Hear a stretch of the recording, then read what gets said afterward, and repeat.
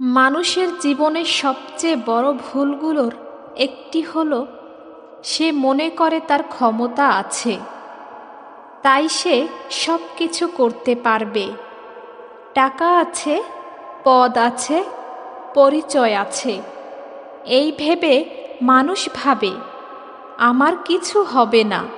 কিন্তু ইসলাম আমাদের শিখিয়েছে ক্ষমতা আল্লাহর, মানুষের হাতে শুধু আমানত।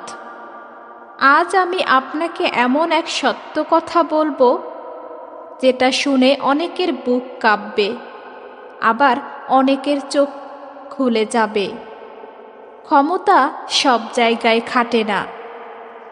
কিছু জায়গায় ক্ষমতা গেলে মানুষকে আল্লাহ নিজেই থামিয়ে দেন। ক্ষমতা মানে শুধু জোর নয়, ক্ষমতা মানে শুধু টাকা নয়, ক্ষমতা মানে শুধু পদ পদবি নয়। ইসলামের ভাষায় ক্ষমতা হলো আল্লাহ যা দিয়েছেন তা দিয়ে অন্যর উপকার করা। কিন্তু মানুষ কি করে? ক্ষমতা পেলে সে অহংকারী হয়, কথা শুনতে চায় না, নিজেকে আল্লাহর থেকেও বড় ভাবতে শুরু করে। কুরআনে আল্লাহ বলেন, নিশ্চয়ই মানুষ সীমালঙ্ঘন করে যখন সে নিজের স্বয়ংসম্পূর্ণ মনে করে। এখান থেকেই পতনের শুরু। আল্লাহর সিদ্ধান্তের সামনে আপনি যত বড় ক্ষমতাবানই হন, মৃত্যুর সময় 1 সেকেন্ড দেরি করতে পারবেন না। ডাক্তার, নেতা, কোটিপতি সবাই এক কবরেই যায়। ক্ষমতা এখানে থেমে যায়। দোয়ার সামনে ক্ষমতা হার মানে। একজন অসহায় মানুষের চোখের পানি, একজন মায়ের নীরব দোয়া, একজন নির্যাতিত মানুষের দীর্ঘশ্বাস, এগুলোর সামনে কোনো ক্ষমতা টিকে না। অনেক মানুষ ভাবে ও কিছু করতে পারবে না, কিন্তু সে ভুলে যায় ও আল্লাহর কাছে যেতে পারবে। অন্যায়ের সামনে ক্ষমতা অন্ধ। যে ক্ষমতা দিয়ে মানুষ জুলুম করে, সেই ক্ষমতাই একদিন তার গলার ফাঁস হয়। ফেরাউন কত ক্ষমতাবান ছিল, কিন্তু আল্লাহ তাকে ডুবিয়ে দিলেন।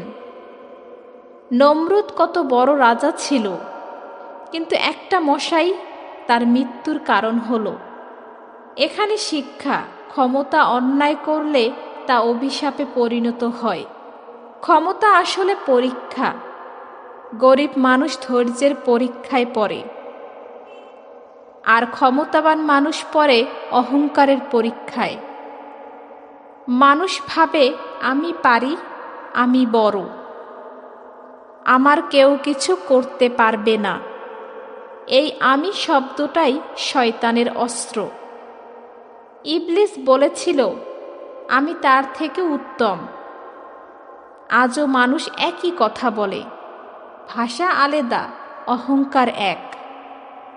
ইসলাম ক্ষমতার বিরুদ্ধে নয়, ইসলাম অন্যায় ক্ষমতার বিরুদ্ধে। নবী সাল্লাল্লাহু আলাইহি সাল্লাম ক্ষমতাবান ছিলেন, কিন্তু তিনি কখনো জুলুম করেননি। তিনি ক্ষমা করেছেন যারা তাকে পাথর মেরেছে, যারা তাকে অপমান করেছে। এই হলো প্রকৃত শক্তি। যে নিজের রাগ দমন করতে পারে, সে আসল ক্ষমতাবান।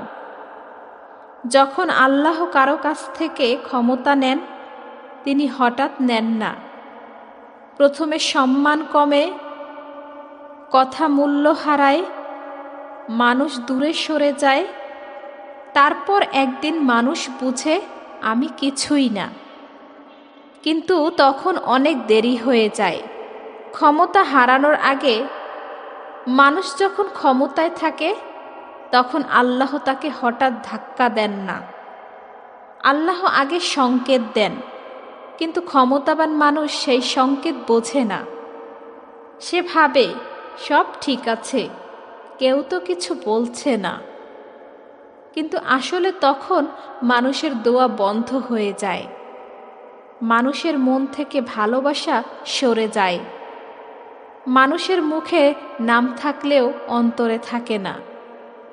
এই অবস্থাই সবচেয়ে ভয়ঙ্কর, কারণ যখন মানুষের দোয়া সরে যায় তখন শুধু আল্লাহর বিচার বাকি থাকে। ক্ষমতা চোখে পড়ে না, কিন্তু অন্তর অন্ধ করে দেয়। ক্ষমতাবান মানুষ তখন নিজের দোষ দেখতে পায় না, অন্যর কান্না বুঝতে পারে না, অন্যায়কেও নিজের অধিকার ভাবে। ইসলামে বলা হয়েছে, অহংকার হলো সত্য অস্বীকার করা এবং মানুষকে তুচ্ছ ভাবা। ক্ষমতার সাথে অহংকার এলে মানুষ আল্লাহকেও ভুলে যায়। কিছু দোয়া আছে যেগুলোর সামনে পাহারা কাজ করে না, আইন কাজ করে না, ক্ষমতা কাজ করে না। সেগুলো হলো মার চোখের পানি, নির্যাতিত মানুষের নীরব কান্না, এতিমের হাহাকার, স্বামী স্ত্রীর চাপা কষ্টের দোয়া। হাদিসে আছে, জুলুম থেকে বাঁচো, কারণ জুলুম কিয়ামতের দিন অন্ধকার হবে। অনেক ক্ষমতাবান মানুষ ভাবে, আমি তো কাউকে মারিনি। কিন্তু ইসলামে শুধু মারাই জুলুম না, অবহেলা জুলুম। ইতিহাসে এমন মানুষ ছিল যারা ক্ষমতার চূড়ান্ত থেকেও কাঁপত। হযরত উমর রাদিয়াল্লাহু রাতে বের হতেন, দেখতেন কেউ না খেয়ে আছে কিনা। ইউফরেট নদীর তীরে যদি একটি কুকুরও না খেয়ে মারা যায়, আমি ভয় করি আল্লাহ আমাকে জিজ্ঞেস করবেন। এই হলো ক্ষমতার সাথে তাকওয়া। আজকের সমাজে ক্ষমতার চেয়ে বড় অপব্যবহার। আজ মানুষ ক্ষমতা পায় ঘরে, অফিসে, সোশ্যাল মিডিয়া, আর ভাবে আমি যা বলবো তাই হবে। কিন্তু সে ভুলে যায়, একটা পোস্ট, একটা কথা, একটা অবহেলা কারো পুরো জীবন ভেঙে দিতে পারে। ক্ষমতা দিয়ে কাউকে ছোট করা সবচেয়ে বড় দুর্বলতা। এখন একটু থামুন, নিজেকে প্রশ্ন করুন, আমি কি ক্ষমতা পেয়ে বদলে গেছি? আমি কি আগের মতো নরম আছি? আমার কারণে কি কেউ কাঁদে? যদি উত্তর হ্যাঁ হয়, আজই থামুন। কারণ আল্লাহ বলেন, আমি জালিমকে ছেড়ে দেই, কিন্তু ছেড়ে দিলে আর রেহাই দেই না। মনে রাখবেন, ক্ষমতা গেলে মানুষ থাকে না, মানুষ গেলে ক্ষমতার দরকার হয় না। আজ যে মানুষ আপনাকে ভয় পায়, কাল সে আপনার জন্য দোয়া করবে না। আর যে আজ আপনাকে ভালোবাসে, সে শুধু আপনার আচরণের জন্য। তাই বলি, ক্ষমতা নয়, চরিত্র বাঁচান। কারণ ক্ষমতা কবরে যাবে না, কিন্তু চরিত্র যাবে। এখন আর বেশি কথা নয়, শুধু কয়েকটা সত্য কথা রেখে যেতে চাই। মানুষ জীবনে অনেক কিছু হারায়, টাকা হারায়, সম্মান হারায়, মানুষ হারায়, কিন্তু সবচেয়ে ভয়ঙ্কর হলো নিজেকে মানুষ হিসেবে হারিয়ে ফেলা। ক্ষমতা যখন আসে, মানুষ ভাবে সে বড় হয়েছে, কিন্তু বাস্তব তখনই তার পরীক্ষা শুরু হয়।